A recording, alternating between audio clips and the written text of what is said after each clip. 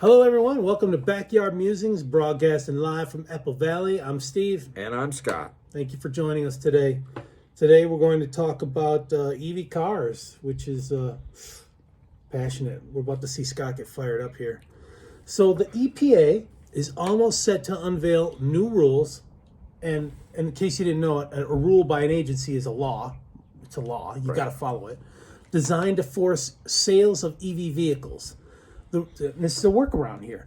The rules curb gas-powered vehicle tailpipe emissions as part of the broader effort to reduce greenhouse gas emissions and combat global warming. Not climate change, global warming this time. Okay, now pay attention to this date, because this is just a few clicks away here. This is not that far away. By 2030, 50% of all new cars sold must be EV cars. And they're pinching it on gas tailpipe. They don't say you have to be EV car. They just say you have to reduce drastically the tailpipe emission. Only way to do that is to have an electric car. Yeah, is a manufacturer of a car going to spend all that money to retool that when they could just dump the gas, the petroleum gas-powered car, and just go all the way to EV?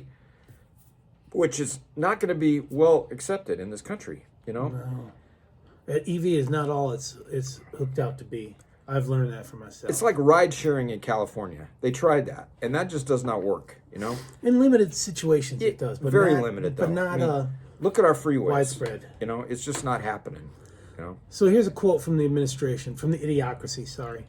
President Biden is investing in America, in our workers, and in our unions that built our middle class and established the U.S. auto sector as a leader in the world. That's from the White House's National Climate Advisor. The president's agenda is working. Well, what is his agenda that's working? Destroy the middle class? This guy is a complete and utter failure. Destroy the middle class. Because if I didn't have solar, my bill would have been, I don't know, $1,000 last month, $900. And they're going to make it, again, redistribution of wealth here. They're going to make it to where the middle class cannot afford to buy a car. Yeah. You know, especially if you're on fixed income, middle class, you know, retired people that have worked all their life, have a decent amount of income coming in because they worked hard, but it's not going up or it's not going down. Okay, it's going to destroy the middle class. It is. And I mean, that plus this plus that is going to destroy the middle class. Yeah, and do you want to be stuck in Baker like Steve was stuck in Baker a few nights ago? That's, for those of you who are not familiar with Baker, that do not travel the I-15 corridor to Las Vegas, that is not a place you want to be stuck in. No. But anyway. It's the middle of nowhere. It's not even an oasis. No, it's not. It's not. So, but this is nuts. I can see. Go ahead. I can see that this turning out to be like Cuba. You know how Cuba, they've got all these 1956, 57 vehicles that they patch them up with duct tape and make it work, you know? Yeah, a bunch of old checker cabs and stuff. Yeah. They got down there, right? But 50, 60 years later, it's still those cars, right? That's what this is going to look like. People are going to cling to their gas vehicles, and they're going to, by hook or crook, they're going to go to the scrap yards where all the cars are kept, and they're going to be pulling stuff out to keep their car going. But they're going to drive that price of petroleum up. They're going to drive it up. You won't be able to afford it. You know, we're at $5 a gallon now here, and that could go up 8, 10. Who knows? This is like insane. And a couple of years ago, maybe it was last year, we had a couple of brownouts. We mentioned this a few weeks ago. We had a couple of brownouts here in California. Power outages. Okay. Yeah. And it wasn't a blackout. You could not charge your electric cars. They didn't have enough power on the grid to charge your electric cars because of all the power being used to cool homes. Yeah. So now what are they going to do when everybody's going to have to be driving an EV vehicle? You're going to have to get the fan. Well, they were trying to get the thermostats that would shut down your AC. Right? The government will monitor that and shut it down. Well, there are some people that have signed up for that, actually. Well, those are... It's voluntary, yeah. You sign up for a program with... and they don't say they'll shut it down, but that's the logical thing. It is, yep. During it, and they don't shut it down at midnight when it's 75 degrees out. They shut it down at noon when it's 115 degrees outside. Figure that out. That's ridiculous. So And just on a side note here, I was talking to I'd FaceTimed my sister 2 nights ago when I was visiting my niece. And this is my sister who's the diehard liberal, the flaming liberal in Michigan, right? I said, Bevy, did you get over to Saginaw and see, she's in Pinconning, did you get to see President Biden? No, I didn't. I said, well, how's President Biden working out for you? You know, she's a diehard, View.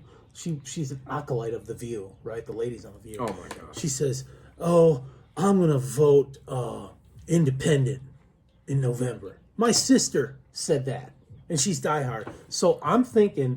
Who's she voting for, independent? Whatever independent comes up. She's not going to vote Trump. So this changes my dynamic about how I think about how tough it's going to be for Donald Trump. I don't think it's going to be tough at all anymore because there are so many Democrats. Probably half of the Democrats out there are going to vote independent. It's the rabid liberals that are going to vote Biden. Right? Hopefully there's not enough of them. And then I'm predicting about 80 million will vote Trump, which includes Republicans and some independents.